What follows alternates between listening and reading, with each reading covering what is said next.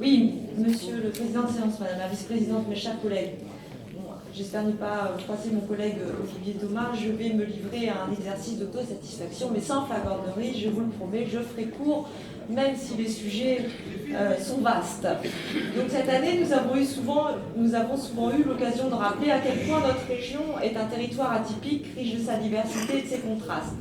En effet, à l'échelle des métropoles de même envergure, notre région est unique en son genre, avec près de 50% du territoire occupé par des terres agricoles et ses 4 parcs naturels régionaux.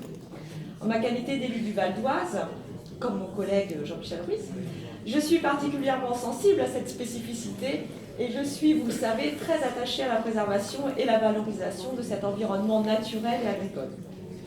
Cette exception qui façonne nos paysages est un marqueur identitaire très fort, mais trop souvent ignoré. Elle demeure aussi, pour l'Île-de-France, une opportunité économique tout à fait exceptionnelle. Pourtant, et nous l'avons déjà évoqué, le mitage des terres, la proximité immédiate des villes, le vieillissement des agriculteurs et des producteurs et la pression foncière menacent plus que jamais nos espaces agricoles. Ce diagnostic partagé de tous ici, nous le connaissons.